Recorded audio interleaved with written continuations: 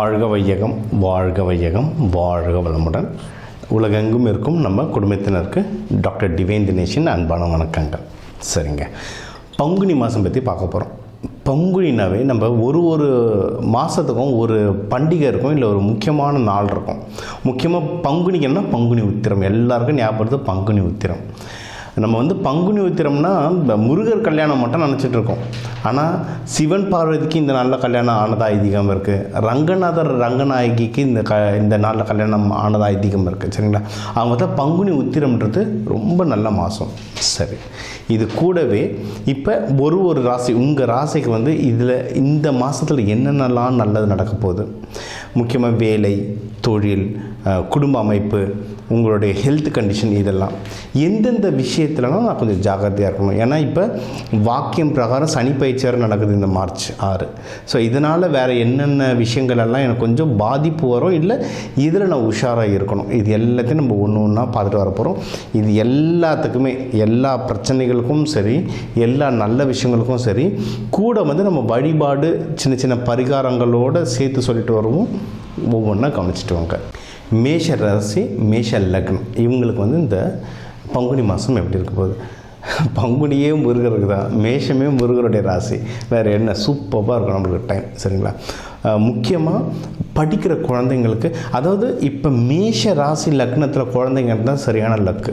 ஏன்னா உங்கள் மூணாம் வீட்டில் நல்லாயிருக்கு, 4ஆம் வீடு நல்லாயிருக்கு. இதெல்லாம் எக்ஸாம்ஸ் படிக்கிற குழந்தைங்களுக்கு பெஸ்ட்டான டைம். ஸோ 10th +1 +2 இவங்களுக்குலாம் எக்ஸாம்ஸ் ரொம்ப நல்லாயிருக்கும். பேரண்ட்ஸ் அவங்கவுங்க குழந்தைங்களை இன்னும் கொஞ்சம் பூஸ்டப் பண்ணுங்கள். நம்ம நல்லா படிக்கிறதுக்கு மெமரி பவருக்குலாம் நிறைய டிப்ஸ்லாம் நம்ம ரெகுலராக சொல்லிட்டு வருவோம். நம்ம பழைய வீடியோலாம் எடுத்து பார்த்திங்கன்னா தெரியும். அதெல்லாம் யூஸ் பண்ணுங்கள், குழந்தைங்க நல்லா படிப்பாங்க.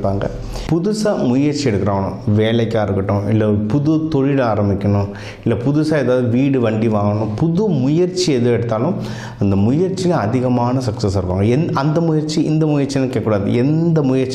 எந்த நல்ல முயற்சியாக இருந்தாலும் அது வெற்றி ஆகிறதுக்கு நிறைய வாய்ப்புகள் இருக்குது. சரிங்களா, அது கரெக்டாக நீங்கள் எஃபோர்ட் எடுத்திங்கன்னா சூப்பராக வரலாம்.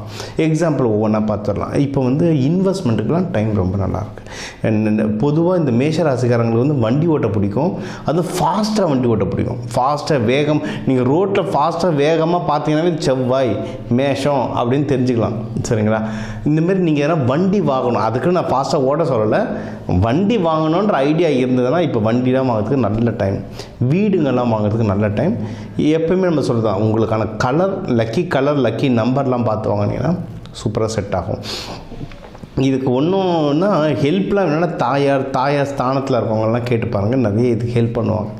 திடீர்னு இதுக்கு வண்டி வாங்கணும்னு காசு இல்லைன்னா அம்மாவை கேளுங்க, கிடைக்க வாய்ப்பு இருக்குது. இது ஒரு சின்ன டிப்ஸ், இது ஒர்க் ஆகும், ட்ரை பண்ணி பாருங்கள். இதுக்கப்புறம் கல்யாணத்துக்கு டைம் ரொம்ப நல்லாயிருக்கு. நீங்கள் பொண்ணு வீடு மாப்பிள்ளை வீடு போகிறதுக்கு கல்யாணத்துக்கு டைம் ரொம்ப நல்லாயிருக்கு. அந்த யாராவது லவ் பண்ணுறீங்க, அந்த லவ்வை கல்யாணமாக மாற்றோம்னா அதுக்கு டைம் ரொம்ப நல்லாயிருக்கு. இப்போ நம்ம சொன்னோம்ல, இன்வெஸ்ட்மெண்ட்டுக்கு டைம் நல்லாயிருக்கு, கல்யாணத்துக்கு டைம் நல்லாயிருக்கு. மறுமணம் நிறைய, ஏன்னா இப்போ மறுமணம்ன்றது நிறைய காமன் ஆகிடுச்சு. ஸோ மறுமணத்துக்கும் டைம் ரொம்ப நல்லாயிருக்கு. இதுக்கெல்லாம் இப்போ என்னென்னா, பொண்ணு மாப்பிள்ளை கிடைக்கிறத தாண்டி காசு வேணும். இஎம்ஐ போடுறதுக்கும் செலவுக்கும் காசு வேணும். அந்த காசும் கிடைக்கும். காசு கிடைச்சாலும் எடுத்து பண்ணுறதுக்குலாம் ஆள் வேணும். அந்த ஹெல்ப்பும் உங்களுக்கு தாராளமாக கிடைக்கும். சரிங்களா, இதெல்லாம் சூப்பர். ஒன்றும் பிஸ்னஸ் நல்ல முன்னேற்றம் வரும். அதுவும் யாருன்னா அப்ராட்லாம் போகிறீங்கன்னா அதுக்கும் ட்ரை பண்ணலாம். அதுக்கும் டைம் தான் ரொம்ப ரொம்ப நல்லாயிருக்கு. சரி, எதில் கவனமாக இருக்கணும்? ஏன்னா இது நான் ஒரு காம்பினேஷன் மாதிரி சொல்ல போகிறேன். பங்குனி, சனி பயிற்சி, இப்போ வாக்கிய பஞ்சாங்கம் படி சனி பயிற்சிலாம் வருது. ஸோ அதெல்லாம் வச்சு ஒரு காம்பினேஷனாக தான் கொடுக்குறேன்.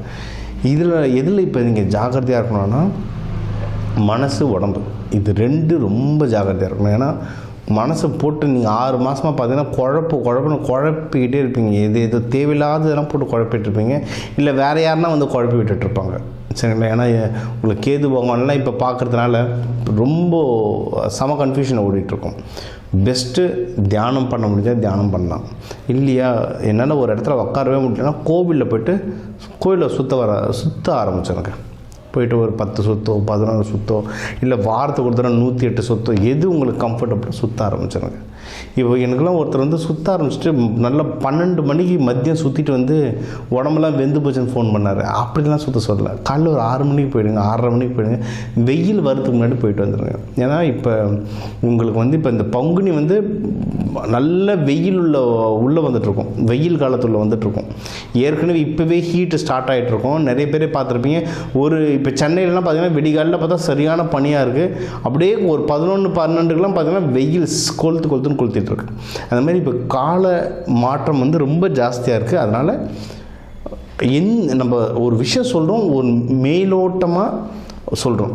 நீங்கள் தனி ஜாதகம் வரும்போது தான் டீட்டெயிலாக சொல்ல முடியும். அந்த மேலோட்டத்தை வந்து எப்படி பண்ணால் கரெக்டாக இருக்கும். கோவிலுக்கு போகணும், சுற்றணும்னு சொல்கிறோன்னா காலையில் வெயில் இல்லாத போதே சுற்றினா நல்லதுன்னு நீங்களாக ஒரு டிசிஷன் எடுக்கணும். நான் டைம்லாம் குறித்து தரேன்னா கொஞ்சம் கஷ்டம், சரிங்களா? அதனால் இது யோசிச்சுக்கோங்க. இது ஒன்று. அடுத்து வந்து சாப்பாடு. நம்ம ஏற்கனவே நம்மளுக்கு வந்து மேஷராசி லக்னத்துக்கு வந்து சூட்டு உடம்பு. நம்ம சாதா கடைக்கு போனாலும் காலிஃப்ளவர் பக்கோடாவில் தான் கை வைப்போம். நான்வெஜ்ஜில் போனாலும் சிக்கன் பக்கோடாவில் தான் கை வைப்போம். காரம், ஆயில் அதில் தான் கையை வைப்போம். எப்படி எப்படியோ உடம்பு இது வரைக்கும் சமாளிச்சுட்டு வந்துட்டோம். இதுக்கப்புறம்லாம் அதில் கை வைக்காதீங்க. அதுவும் இப்போ வெயில் காலம் வர்றதுக்கு உடம்பு பிரித்து எடுத்துகிறோம். நம்மளை முடிஞ்ச அளவுக்கு நீர் ஆகாரம், ரொம்ப கோல்டான சாப்பாடாக சாப்பிடுங்க. நம்ம வந்து இந்த பழையதெல்லாம் மறந்துட்டோம். இன்றைக்கி வெள்ளைக்காரனை எடுத்து பழையதை எடுத்து பாக்கெட் போட்டு விற்றுட்டு இருக்கான். 1 லிட்ரு, அவன் லிட்டர் கணக்கில் சொல்லுவான். 1 லிட்டர் பழையது இவ்வளவுன்னு சொல்லிட்டு நெட்டில் போட்டு பாருங்கள். பெஸ்ட்டு ப்ரோபயாட்டிக் அப்படின்னு சொல்கிறாங்க. பழையதை காலையில் சாப்பிட்டா பெஸ்ட்டு ப்ரோபயாட்டிக், உடம்புல இருக்க பல நோய்கள் சரியாகுன்றாங்க. அதனால் பழையது சாப்பிட ஆரம்பிங்க, ரொம்ப நல்லது. சுகர் இருக்குது சார், அது இருக்குது சார் உங்கள் ஹெல்த் கண்டிஷன் பொறுத்து எதை பண்ணணுன்னு பாருங்கள். அப்படி பழையது இல்லையா, கம்பு இருக்குது, சிறுதானியங்கள் இருக்குது, அதெல்லாம் எடுக்க உடம்பு வந்து வஜ்ரம் மாதிரி ஸ்ட்ராங் ஆகிட்டே வரும், சரிங்களா? இப்போ உங்களுக்கு மெயினாக நீங்கள் பார்த்துக்க வேண்டிய விஷயங்கள் வந்து உடல்நிலை, மனநிலை, இது. அதுக்கப்புறம் காசு விஷயம். யார்கிட்ட காசு கொடுக்குறோம், யார்கிட்ட காசு வாங்குகிறோம். ஏன்னா மேஷ ராசியில் ரொம்ப ஈஸி. கொஞ்சம் ஐஸ் வச்சா தலைவா நீ தான் பெரிய ஆள் தலைவான்னா மேஷராசி கொடுத்துருவாங்க. இன்னொன்று, ஏதாவது ஒரு ஊரில் எந்த ஒரு பஞ்சாயத்துனாலும் மேஷராசி இழுத்துன்னு வந்து உள்ளே விட்டோன்னா அவன் வந்து எல்லாத்தையும் செஞ்சு விட்டுருவாங்க. நிறைய இந்த ஊருக்கு கொடுத்து ஏமாறத்தில் மேஷராசி லக்னத்தை வந்து அடிச்சுக்க ஆளே கிடையாது, சரிங்களா? அப்போது நீங்கள் வந்து முடிஞ்ச அளவுக்கு ஒரு காசு கொடுக்க போகிறீங்கன்னா யோசிச்சு கொடுங்க. இல்லை சார் என் கையில் கண்ட்ரோலே இல்லை, என் பாக்கெட்டில் இருந்தாலே பங்காளி வந்து எடுத்துன்னு போயிடுறான்னா காசு வீட்டம்மாகிட்ட கொடுத்துருங்க. இல்லை வீட்டம்மாவுக்கு இந்த பிரச்சனை இருந்துச்சா காசு எடுத்து புருஷன் கையில் கொடுத்துருங்க. உங்கள் கையில் வச்சுக்காதீங்க. அவங்க இருந்து மேனேஜ் பண்ணாங்கன்னா குடும்பத்தில் காசை மிச்சம் பண்ணலாம். அவ்வளோதான். இது ஒன்று. செகண்டு, வீட்டில் இந்த கோவப்படுறது. அதான் இந்த உடம்பும் நம்ம நார்மலாகவே மண்டை சூடு, நம்மளுக்கு ஒன்றும் உடம்பும் மனசும் சூடாகிடுச்சுன்னா ஒன்றும் மோசமாக வீட்டில் கற்றுவோம். ஸோ உடம்பு முடிஞ்ச அளவுக்கு உடம்பை கூல்டோன்னு வச்சுக்கோங்க. கூலான சாப்பாடாக சாப்பிட்ருங்க. அதுக்குன்னு எல்லாத்தையும் ஃப்ரிட்ஜில் வச்சு எடுத்து சாப்பிட சொல்லுவேன். சாப்பிட்றத நீராகாரமாக, வெள்ளரிக்காய், தர்பூசணி, அந்த மாதிரி நீராகாரமாக சாப்பிட உடம்பு வந்து கூல் டவுனாக இருக்கும். இது அப்படியே எங்கே பார்க்கலாம்னா கோவில்களில் பார்க்கலாம். உங்களுடைய இப்போ நம்ம மேஷராசியில் கண்டினியூஸாக பார்க்குறவங்களுக்கு தெரியும் நான் எந்த தெய்வத்தை மெயினாக சொல்லுவேன்னு. யார் சொல்லுவேன்? முருகனை சொல்லுவேன், துர்க்கை, மாரியம்மன், இவங்கெல்லாம் சொல்லுவேன். இந்த பங்குனி மாதம் பாருங்கள் என்னென்ன அங்கே வந்து அன்னதானமாக என்னென்ன கொடுக்குறாங்க. முருகன் கோயிலில் போனீங்கன்னா ஃபுல்லாக மோர் ஓடும். நீங்கள் மாரியம்மன் கோயில் போனீங்கன்னா ஃபுல்லாக கூழ் ஓடும். இது எல்லாமே உடம்பை வந்து ஒரு அந்த சீதோஷண நிலையை வந்து ரெகுலேட் பண்ணுற சாப்பாடு தான். நம்ம ஒன்று ஆன்மீகமாக பார்க்குறோம். நம்ம பெரியவங்க வந்து இந்த ஆன்மீகத்தை வந்து அவ்வளவு சயின்டிஃபிக்காக பண்ணி வச்சுருக்காங்க. அதனால் இந்த கோவிலில் போனால் என்ன பண்ணுறோமோ அதை அப்படியே வீட்டில் பண்ணுங்க. நம்ம வீடு கோயிலாக மாறிட்டோம். ரொம்ப சிம்பிளாச்சு, சரிங்களா? ஸோ முருகன், மாரியம்மன் வழிபாடு, நரசிம்மர் வழிபாடு பண்ண இந்த பங்குனி மாதம் சிறப்பாக இருக்கும். ஸோ இப்போ உங்கள் ராசிக்கான முக்கியமான விஷயங்கள்லாம், லைஃபுக்கு என்னென்ன முக்கியமான விஷயம் தேவையோ அதெல்லாம் ஓவராலாக சொன்னோம். லைஃப் ஓவராலாக எப்படி இருக்கும், பணம் எப்படி வரும், கடன் அடைக்கிறத பற்றி, யாருக்கு ப்ரொமோஷன் வரும், யார் வெளிநாடு போகலாம், யாருக்கு தொழில் நல்லா அமையும், யாருக்கு வண்டி வாகனம் நல்லா அமையும், எக்ஸாம்ஸ் நடக்கிறதுனால குழந்தைங்க எக்ஸாம்ஸ் எப்படி எழுதுவாங்க, இதெல்லாம் ஓவராலாக சொல்லியிருக்கோம். இப்போ 12 ராசி, ஒரு 12 கோடி தமிழர்கள் இருக்காங்க. ஒரு ராசிக்கும் ஒரு கோடி பேர். இவங்க எல்லாருக்கும் பொது பலனாக சொல்லியிருக்கோம், சரிங்களா? இதுவே நிறைய நடக்கும். இதில் நடக்கலை அப்படின்னா நீங்கள் வந்து உங்கள் தனிப்பட்ட ஜாதகம் தான் பார்க்கணும். சரிங்களா? ஏன்னா ஒரு கோடி பேருக்கும் ஒரு ஜாதகமும் வேறு வேறு மாதிரி இருக்கும். அதனால் பொதுவான விஷயங்கள் சொல்லியிருக்கோம். முக்கியமான விஷயங்கள் உங்கள் வீட்டில் நடக்குதுன்னா தயவு செஞ்சு நீங்கள் வந்து தனிப்பட்ட ஜாதகம் பாருங்கள். அதில் ஒன்றும் சூப்பராக ப்ரொடெக்ஷன் தரலாம்.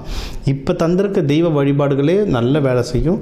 இன்னும் தனிப்பட்டது பார்க்கும்போது ஒன்றும் டீட்டெயிலாக சொல்கிறேன். சரிங்களா? இதுலேயே நம்ம வந்து நிறைய கிளாஸஸ் நடத்திட்டுருக்கோம். எல்லாருக்கும் தெரியும் இந்த சேனல் பார்க்குறவங்களுக்கு. தனாகர்ஷ்ணம் கிளாஸ், இந்த சனி பயிற்சிகள்லாம் சிறப்பாக பயிற்சிகள் கிளாஸஸ் நடத்திட்டுருக்கோம். ஒரு சனி பயிற்சி நடக்குது, எனக்கு அந்த பிரச்சனைகளை கம்மி பண்ணணுன்றதுக்கான சில பயிற்சிகள், கருப்பு உளுந்து வச்சு சில பயிற்சிகள், நல்லெண்ணெய் வச்சு பயிற்சிகள், எந்த கலர் துணி உடுத்தணும், அந்த மாதிரி நிறைய பயிற்சிகள் நடத்துகிறோம். முடிஞ்ச அளவுக்கு அதையும் அட்டன் பண்ணுங்கள். இந்த தெய்வ வழிபாடு எல்லாத்தையும் ஃபாலோ பண்ணிட்டு வாங்க. வாரம் கண்டினியூஸாக ஃபாலோ பண்ணிட்டு வாங்க. நல்லா ஒர்க் ஆகும். நிறைய பேர் ராசி வச்சு பார்க்குறீங்க. ஆக்சுவலாக என்ன, இந்த ப்ரெடிக்ஷன் சொல்லும்போது ராசியை விட லக்னத்தை வச்சு பாருங்கள், சூப்பராக வேலை செய்யும். லக்னம் தெரியல, உங்கள் ஜாதகத்தில் லா போட்டு 2 கோடு போட்டிருக்கோம், அதுதான் லக்னம். எந்த லக்னம்னு பார்த்தா அந்த லக்னத்தோட வீடியோ பார்த்துட்டு நான் சொல்கிறத கவனிச்சுட்டு வாங்க, சூப்பராக ஒர்க் ஆகும். அந்த பரிகாரங்களை செஞ்சுட்டு வாங்க, ஒன்றும் நல்ல ரிசல்ட் வரும். இது எல்லாமே செஞ்சுட்டு வர நீங்கள் எல்லாரும் வாழ்க்கை நல்லா இருக்க இந்த பங்குனி உத்திரத்துக்கு முருகன் வள்ளி தேவானையை வேண்டிக்கிட்டு, சிவபெருமான் பார்வதி அம்மா வேண்டிக்கிட்டு, ரங்கநாதர் ரங்கநாயகியை வேண்டிக்கிட்டு உங்கள் எல்லாருக்கும் எல்லாமே நல்லதாக நடக்க டாக்டர் டிவைன் தினேஷன் அன்பான வணக்கங்கள். வாழ்க வளத்துடன்.